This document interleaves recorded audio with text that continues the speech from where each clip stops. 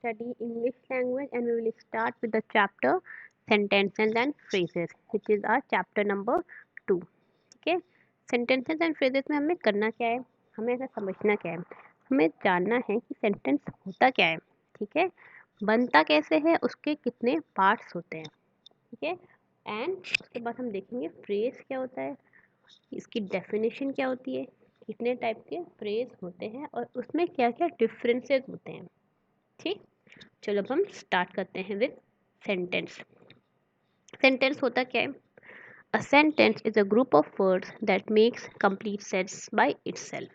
ठीक है, जैसे मैं कह रही हूँ आज हमारा इंग्लिश लैंग्वेज का सब्जेक्ट है, ठीक, तो ये हो गया एक सेंटेंस। इस सेंटेंस आपको समझ में आ रहा है कि today is the English language class. ठीक, आज हमारा सब्जेक्ट है इंग्लिश लैंग्वेज और उसे हमें पढ़ना है, ये आपको समझ में आ गई इतनी सी बात। अब अगर मैं आधी बात करूँ, ठीक है, जिसका कोई कंप्लीट सेंस नहीं बन रहा, ठीक है, जैसे मैं बोलूँ आज हमारा है, तो आप पूछोगे क्या है, क्या सब्जेक्ट है, क्या क्लास है, क्या टाइम है, ठीक, तो इसका कोई कंप्लीट सेंस नहीं बना, तो ये एक सेंटेंस नहीं है। ठीक है, तो एक सेंटेंस क्या होता है जिसका कोई सेंस बन रहा हो। ओके, एग्जाम्पल्स देखते हैं। जॉन वर्क्स हार्ड, ठीक, I like to read books, सबको दोनों का सेंस बन रहा है, आपको समझ में आ रहा है। ठीक है, features, a sentence is a group of words that makes complete sense, it begins with a capital letter. ठीक है, अब ये आप देखोगे अगर मैं लिख दूंगी जॉन से जे को हम स्मॉल में लिख देंगे तो आपको ये आपका सेंटेंस अच्छा नहीं लगेगा, ठीक है, ये दिखने में प्रॉपर नहीं लगेगा। तो it always begins with a capital letter, it ends with a full stop, an exclamation mark और अ क्वेश्चन मार्क। ठीक है, इसकी एंडिंग भी प्रॉपर होनी चाहिए, या तो फुल स्टॉप होना चाहिए, या तो एक्सक्लेमेशन मार्क होना चाहिए, या तो क्वेश्चन मार्क होना चाहिए। ठीक, अब पार्ट्स ऑफ सेंटेंस, इसके पार्ट्स होते हैं, दो पार्ट्स होते हैं। First is the subject, the second one is predicate. ठीक है,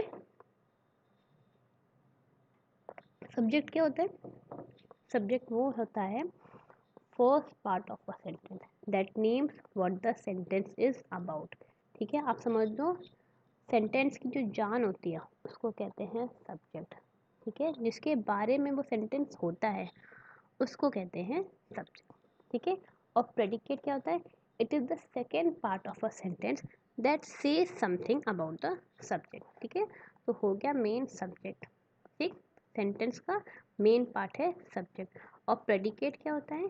प्रेडिकेट हमें और एडिशनल इंफॉर्मेशन देता है रिगार्डिंग द सब्जेक्ट। ठीक है, ना example, Roma reads a book, तो इसमें जो मेन पार्ट है वो होता है रोमा। हम किसके बारे में बात कर रहे हैं? हम रोमा के बारे में बात कर रहे हैं, तो सेंटेंस का सब्जेक्ट हुआ रोमा। और रोमा क्या कर रही है? रोमा के बारे में क्या बताया जा रहा है? She reads a book, Roma के बारे में बताया जा रहा है रीड्स अ बुक, तो रीड्स अ बुक हो गया प्रेडिकेट। ठीक है, क्लियर हो गया आई होप। उसके फीचर्स देखते हैं। सब्जेक्ट के फीचर्स क्या होते हैं? The subject is always a noun और अ प्रोनाउन और अ group of words that does the work of a noun. ठीक है, ये आपको याद रखना है कि सब्जेक्ट हमेशा या एक तो नाउन होता है या एक प्रोनाउन होता है या ऐसे ग्रुप ऑफ वर्ड्स होते हैं जो कि ऐसा काम करते हैं जो कि नाउन काम करता है। ठीक है, ये आप जब आप एग्जाम्पल्स करोगे ना तो आपको और क्लियर होगा। एग्जाम्पल देखते हैं। The old palace is considered haunted. ठीक, तो इसमें हो गया द ओल्ड पैलेस सब्जेक्ट। ठीक है, ओल्ड पैलेस के बारे में बताया जा रहा है, किसके बारे में डिस्कस हो रहा है सेंटेंस में? ओल्ड पैलेस के बारे में, तो ये हो गया हमारा subject. All the boys are in the ground, अब इसमें आप देखो a group of word that does the work of a noun, इसमें आ जाएगा। ठीक है, it is a group of word that does the work of a noun, एक वर्ड नहीं है जो कि नाउन है, जो कि प्रोनाउन है, it is a group of word जो कि कलेक्टिवली काम कर रहा है एज अ नाउन। ठीक, ना फीचर देखते हैं। प्रेडिकेट ये क्या होता है? द प्रेडिकेट में consist of one word several words with essential word being a verb. ठीक है, इसमें आप देखो ये होता है एसेंशियल वर्ड होता है इसका वर्ब। ठीक है, example my dress is beautiful. ठीक है, वो हमें बता रहा है कि ड्रेस कैसी है, ड्रेस है ब्यूटीफुल। ठीक है, और ये हुई एक वर्ब। तो वर्ब क्या हुआ, ब्यूटीफुल। तो ब्यूटीफुल यहाँ पे क्या बता रहा है, ड्रेस के बारे में बता रहा है। ठीक है, तो ये हो गया हमारा इज ब्यूटीफुल है प्रेडिकेट। ठीक है, the verb is the essential verb word in the predicate. ठीक है, ये आपको याद रखना कि it should be a verb. ठीक है, अब ये देखिए हम आते हैं एक्सरसाइज पे। Identify the subject and the predicate. ठीक, इसमें देखो फर्स्ट वाला it has been done, Rahul has come first in the race. Rahul क्या हो गया, सब्जेक्ट, प्रेडिकेट है has come first in the race.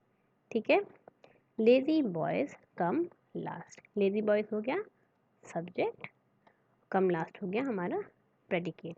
The sun rises in the east, the sun is subject, rises in the east is predicate.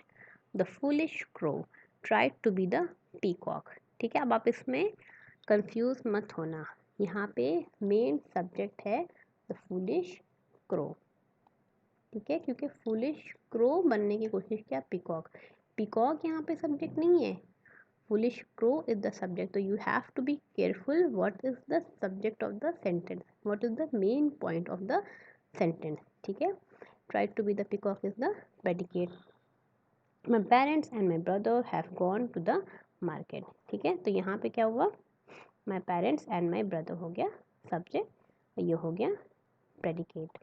I have met Raman's father. अब इसमें आप देखो Raman's father is not the first part of the sentence but it is the subject. ठीक है, तो आप उसमें careful रहना है। Raman's father है इधर subject and I have met is the predicate. ठीक है, thousands of trees have been cut to construct the stadium. ठीक है, अब आप इसमें बताओ इसमें क्या होगा, इसमें है सब्जेक्ट स्टेडियम। ठीक है, स्टेडियम के बारे में बात हो रही है, जो सब्जेक्ट होता है वो सेंटेंस के उस सेंटेंस उसी के बारे में बात करता है। ठीक है, thousands of trees have been cut to construct the stadium, इसमें हो जाएगा प्रेडिकेट ये। ठीक है, the teacher gave him a prize. ठीक है, तो यहाँ पे हो जाएगा सब्जेक्ट द टीचर, ठीक, give him a prize is predicate. ठीक है, क्लियर है। तो ये जो मैंने करना है, ये नहीं कि बस आप सुन लिया तो बस खत्म हो गया, ये आपको अपनी कॉपी में करना है। ठीक है, now object, when the verb in the predicate is a transitive verb it requires an object to complete its sense. For example, when we say I throw, it does not make complete sense. The verb throw requires an object, such as a ball, to make complete sense. ठीक है, कोई ऐसे sentence होते हैं जो कि अपना complete sense नहीं बनाते। ठीक है, तो उसके लिए हमें किसकी ज़रूरत होती है, एक ऑब्जेक्ट की। जैसे कि आप एग्जांपल ले लो आई थ्रो। अब आई थ्रो से आपको कुछ समझ नहीं आ रहा कि थ्रो क्या किया। ठीक है, तो उसके लिए हमें एक चाहिए ऑब्जेक्ट कि आई थ्रो अ बॉल, तो अ बॉल हो गया यहाँ पे ऑब्जेक्ट। अब इसने क्या किया, पूरी कंप्लीट सेंस दे दिया उस सब्जेक्ट को। ठीक है, I throw a ball, I sing a song, you should learn, you should learn पे ख़त्म हो गया तो आपको समझ नहीं आएगा। स्विमिंग, स्विमिंग हो गया यहाँ पे ऑब्जेक्ट। ठीक है, डायरेक्ट एंड इनडायरेक्ट ऑब्जेक्ट अब आप देख लेते हैं।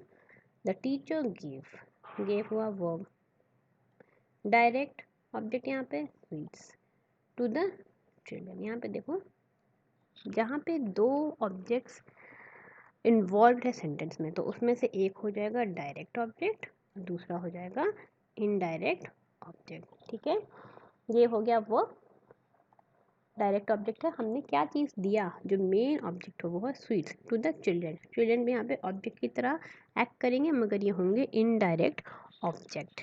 ठीक है, here the verb gave takes two objects, sweets and the children. ठीक है, gave के दो ऑब्जेक्ट्स हैं। the noun on answering what, the teacher gave what, क्या दिया टीचर ने, after the verb is called the direct object of the verb. ठीक है, जहाँ पे वॉट का आंसर हो रहा है वो है डायरेक्ट ऑब्जेक्ट।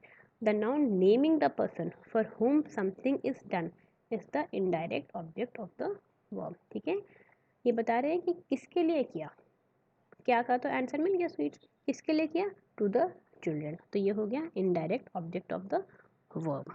ठीक है,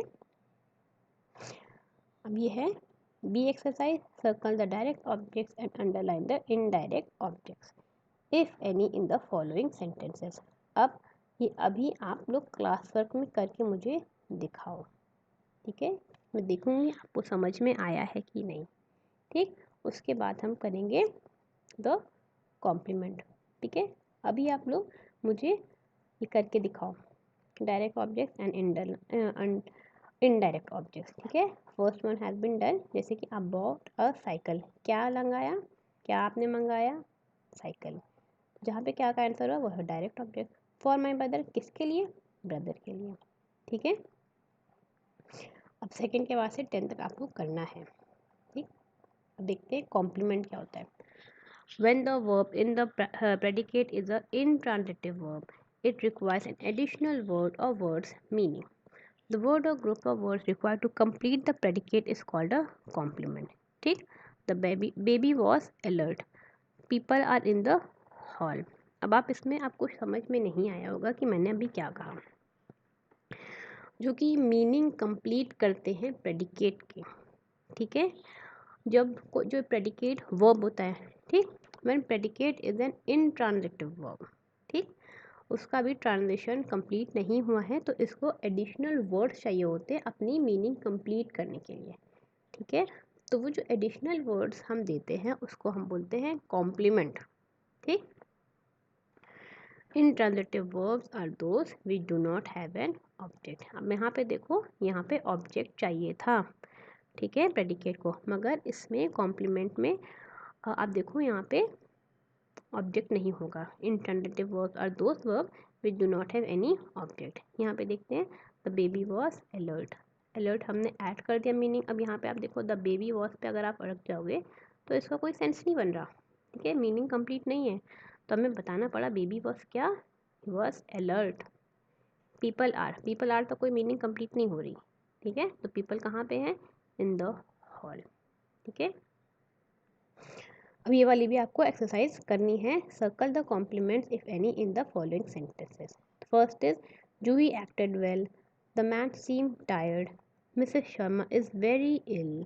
ठीक है, she looks beautiful in her blue dress, इसमें beautiful in her blue dress.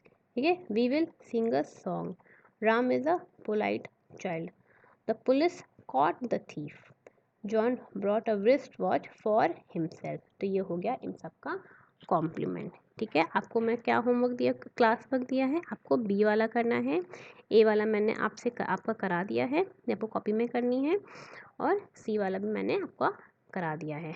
Next class में हम स्टार्ट करेंगे with the type of sentences. ठीक है, ये अभी आप मुझे करके दिखाओ। ठीक है, circle the direct object and underline the indirect objects. ठीक है, ओके, आई होप अभी तक ये क्लास आपको समझ में आई होगी।